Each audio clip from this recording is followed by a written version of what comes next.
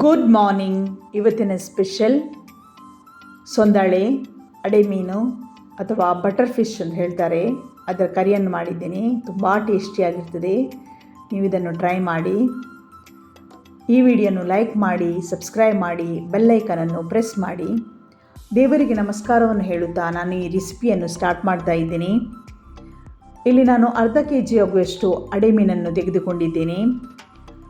ಮಸಾಲೆಗೆ ಬೇಕಾಗುವ ಸಾಮಗ್ರಿಗಳು 10 ರಿಂದ 12 ಕೆಂಪು ಮೆಣಸು, ಸ್ವಲ್ಪ ಸಾಸಿವೆ, ಅರ್ಧ ಸ್ಪೂನಷ್ಟು ಜೀರಿಗೆ, 2 ಸ್ಪೂನಷ್ಟು ಕೊತ್ತಂಬರಿ, ಸ್ವಲ್ಪ ಕೊತ್ತಂಬರಿ ಸೊಪ್ಪು, ಅರ್ಧ ಸ್ಪೂನ್ ಹಳದಿ ಹುಡಿ, ಕಾಲು ಭಾಗದಷ್ಟು ಹುಳಿ, ಬೆಳ್ಳುಳ್ಳಿ, ನೀರುಳ್ಳಿ 1, 2 ಹಿಡಿಯಾಗುವಷ್ಟು ತೆಂಗಿನ ತುರಿಯನ್ನು ನಾನು ತೆಗೆದುಕೊಂಡಿದ್ದೀನಿ. ಇದೆಲ್ಲ ಸಾಮಗ್ರಿಗಳನ್ನು ನಾವು ಮಿಕ್ಸಿಗೆ ಹಾಕುವ. ಸ್ವಲ್ಪ ಮಸಾಲೆಯನ್ನು ಹಾಕಿ, ನೀರುಳ್ಳಿ, ಹಳದಿ, ಬೆಳ್ಳುಳ್ಳಿ ಎಲ್ಲವನ್ನು ಹಾಕಿ, ಕೊತ್ತಂಬರಿ ಸೊಪ್ಪನ್ನು ಹಾಕಿ ಮಿಕ್ಸಿಗೆ ಹಾಕುವ. ಇವಾಗ ನಾವು ನೀರನ್ನು ಆ್ಯಡ್ ಮಾಡಬೇಕು. ಆಮೇಲೆ ತೆಂಗಿನ ತುರಿಯನ್ನು ಹಾಕಿ ಮಿಕ್ಸಿಯನ್ನು ರನ್ ಮಾಡುವ. ಈಗ ಮಸಾಲೆ ರೆಡಿಯಾಗಿದೆ.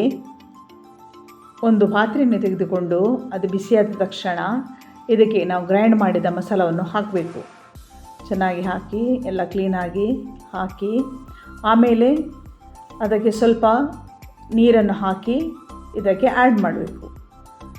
ಈ ಮಸಾಲೆಗೆ ಮಿಕ್ಸಿಯನ್ನು ತೊಳೆದ ನೀರನ್ನು ಸ್ವಲ್ಪ ಮಿಕ್ಸಿಗೆ ನೀರು ಹಾಕಿ ಅದೇ ನೀರನ್ನು ಇದಕ್ಕೆ ಮಸಾಲೆಗೆ ಆ್ಯಡ್ ಮಾಡಿದರೆ ಆಯಿತು. ಈಗ ಚೆನ್ನಾಗಿ ಮಿಕ್ಸ್ ಮಾಡಿ. ಆವಾಗ ನಿಮ್ಗೆ ಗೊತ್ತಾಗ್ತದೆ ಮಿಕ್ಸ್ ಮಾಡುವಾಗ ನಿಮಗೆ ಗ್ರೇವಿ ಎಷ್ಟು ಥಿಕ್ ಬೇಕು ಅಂತ. ಥಿಕ್ನೆಸ್ ನೋಡಿ ಆಮೇಲೆ ನೀವು ಎಕ್ಸ್ಟ್ರಾ ನೀರನ್ನು ಆ್ಯಡ್ ಮಾಡ್ಬೋದು. ಈಗ ನಾನು ಸ್ವಲ್ಪ ನೀರನ್ನು ಸೇರಿಸ್ತಾ ಇದ್ದೀನಿ. ನನಗೆ ಸ್ವಲ್ಪ ಥಿಕ್ ಗ್ರೇವಿ ಆಗಿದೆ ಅಂತ ಅನಿಸಿತು. ಅದಕ್ಕೋಸ್ಕರ ಸ್ವಲ್ಪ ತೆಳು ಮಾಡಲಿಕ್ಕೆ ನಾನು ಸ್ವಲ್ಪ ನೀರನ್ನು ಆ್ಯಡ್ ಮಾಡಿದ್ದೀನಿ. ಆಮೇಲೆ ಈ ಥರ ಚೆನ್ನಾಗಿ ಮಿಕ್ಸ್ ಮಾಡಬೇಕು. ಆಮೇಲೆ ನಾವೀಗ ರುಚಿಗೆ ಎಷ್ಟು ಬೇಕು ಅಷ್ಟು ಉಪ್ಪನ್ನು ನಾನು ಸೇರಿಸ್ತಾ ಇದ್ದೀನಿ. ಸ್ವಲ್ಪ ಉಪ್ಪನ್ನು ನಾನು ಸೇರಿಸ್ತಾ ಇದ್ದೀನಿ. ನಿಮಗೆ ಎಷ್ಟು ಬೇಕು ನೀವು ಅಷ್ಟು ಉಪ್ಪನ್ನು ಸೇರಿಸ್ಕೊಳ್ಳಿ. ಆಮೇಲೆ ಇದನ್ನು ಚೆನ್ನಾಗಿ ಮಿಕ್ಸ್ ಮಾಡಿ. ಚೆನ್ನಾಗಿ ಮಿಕ್ಸ್ ಮಾಡಿ ಈ ಥರ. ಆಗ ನಿಮಗೆ ಗ್ರೇವಿದು ಥಿಕ್ನೆಸ್ ಕೂಡ ಗೊತ್ತಾಗ್ತದೆ. ಆಮೇಲೆ ಮುಚ್ಚಳವನ್ನು ಮುಚ್ಚಿ ಗ್ಯಾಸ್ ಆನ್ ಮಾಡಿ. ಆಮೇಲೆ ಒಂದು 5 ರಿಂದ 10 ನಿಮಿಷ ಬೇಯಿಸಲಿಕ್ಕೆ ಬಿಡಿ. ಆವಾಗ ಈಗ ನೋಡಿ ಕುದಿ ಬಂದಿದೆ ಸಣ್ಣದಾಗಿ. ಈಗ ಸಣ್ಣದಾಗಿ ಕುದಿ ಬಂದಮೇಲೆ ನಾವು ಮುಚ್ಚಳವನ್ನು ತೆಗೆದು ಈ ಥರ ಚೆನ್ನಾಗಿ ಮಿಕ್ಸ್ ಮಾಡಬೇಕು. ಇಲ್ಲಾಂದರೆ ತಳ ಹಿಡಿಯುತ್ತೆ. ಈ ಥರ ಚೆನ್ನಾಗಿ ಮಿಕ್ಸ್ ಮಾಡಿ. ಇವಾಗ ನೀವು ನೋಡಿ ಎಷ್ಟು ಗ್ರೇವಿ ಥಿಕ್ನೆಸ್ ನಿಮಗೆ ಗೊತ್ತಾಗ್ತದೆ. ಜಾಸ್ತಿ ಇದ್ದರೆ ನೀರನ್ನು ಸೇರಿಸ್ಬೋದು. ಈಗ ನೋಡಿ ಚೆನ್ನಾಗಿ ಕುದಿ ಬಂದಿದೆ. ಚೆನ್ನಾಗಿ ಕುದಿ ಬರಲಿಕ್ಕೆ ಬಿಡಬೇಕು. ಈಗ ಚೆನ್ನಾಗಿ ಕುದಿ ಬಂದಿದೆ. ಈಗ ನಾನು ಈ ಥರ ಸೌಂಟಿಂದ ಮಿಕ್ಸ್ ಮಾಡ್ತಾ ಇದ್ದೀನಿ. ಇವಾಗ ನೋಡಿ ನಾನು ಮೀನನ್ನು ಹಾಕ್ತಾಯಿದ್ದೀನಿ. ಒಂದೊಂದಾಗಿ ಮೀನನ್ನು ನಾನು ಹಾಕ್ತಾಯಿದ್ದೀನಿ.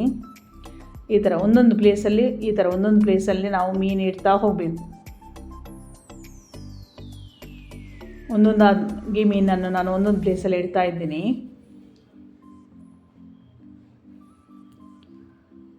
ಒಂದು ಲೈನ್ ಇಟ್ಟಾದಮೇಲೆ ಇನ್ನೊಂದು ಅದರ ಮೇಲೆ ಒಂದು ಲೈನಲ್ಲಿ ಈ ಥರ ಮೀನನ್ನು ಇಡ್ತಾ ಹೋಗ್ತಾ ಇದ್ದೀನಿ. ಆಮೇಲೆ ಮೀನೆಲ್ಲ ಇಟ್ಟಾದಮೇಲೆ ಈ ಥರ ಸೌಂಟಿನಿಂದ ಮೆಲ್ಲಗೆ ನಾವು ಅದನ್ನು ಸೆಟ್ ಮಾಡುವ. ಈಗ ಮೀನು ಹಾಕಿದ ಮೇಲೆ ಒಂದು ಕುದಿ ಬರಬೇಕು. 5 ನಿಮಿಷ ಕುದಿಸಿದರೆ ಸಾಕಾಗ್ತದೆ. ಆವಾಗ ಕುದಿ ಬರ್ತದೆ. ಇವಾಗ ನಮ್ಮ ಮೀನು ಬೆಂದು ರೆಡಿಯಾಗಿದೆ. ಈ ಥರ ಬೆಂದು ರೆಡಿಯಾಗಿದೆ. ಇವಾಗ ನಾವು ಇದಕ್ಕೆ ಗ್ಯಾಸ್ ಆಫ್ ಮಾಡುವ. ಈಗ ಒಗ್ಗರಣೆಗೆ ಒಂದು ನೀರುಳ್ಳಿ ಸಣ್ಣದಾಗಿ ಕಟ್ ಮಾಡಿ ತೆಗೆದುಕೊಂಡಿದ್ದೀನಿ. ಸೌಂಡಿಗೆ ಸ್ವಲ್ಪ ಎಣ್ಣೆಯನ್ನು ಹಾಕಿ ಅದು ಬಿಸಿ ಆದಮೇಲೆ ಕಟ್ ಮಾಡಿದ ನೀರುಳ್ಳಿಯನ್ನು ಹಾಕಿ ಈ ಥರ ನಾನು ಹಾಕ್ತಾಯಿದ್ದೀನಿ. ಆಮೇಲೆ ಚೆನ್ನಾಗಿ ಫ್ರೈ ಮಾಡಿ. ನೀರುಳ್ಳಿ ಚೆನ್ನಾಗಿ ಫ್ರೈ ಆಗಬೇಕು. ಕಂದು ಬಣ್ಣಕ್ಕೆ ಬರುವಷ್ಟು ನಾವು ಫ್ರೈ ಮಾಡಬೇಕಾಗ್ತದೆ. ಈಗ ನೋಡಿ ಸ್ವಲ್ಪ ಕಲರ್ ಚೇಂಜ್ ಆಗಿದೆ. ಈಗ ನೋಡಿ ಚೆನ್ನಾಗಿ ಬ್ರೌನ್ ಕಲರ್ ಬಂದಿದೆ. ಚೆನ್ನಾಗಿ ಕಂದು ಕಲರ್ ಬಂದಿದೆ. ಈಗ ನಾವು ಗ್ಯಾಸನ್ನು ಆಫ್ ಮಾಡುವ. ಇದನ್ನು ನಾವು ಮೀನಿನ ಸಾರಿಗೆ ಹಾಕುವ. ಈಗ ನಾನು ಹಾಕಿ ಈಗ ನಾನು ಮಿಕ್ಸ್ ಮಾಡ್ತೇನೆ. ಇದರಲ್ಲಿ ಮಿಕ್ಸ್ ಮಾಡು ಲಾಸ್ಟಿಗೆ ನಾವು ಎಣ್ಣೆನೇನು ಹಾಕಿದ ಮೇಲೆ ಸೌಟಿನಿಂದ ಮೇಲೆ ಕೆಳಗೆ ಮಾಡಲಿಕ್ಕೆ ಆಗೋದಿಲ್ಲ, ಯಾಕೆಂದರೆ ಮೀನು ತುಂಬ ಮೆದುವಾಗಿರ್ತದೆ.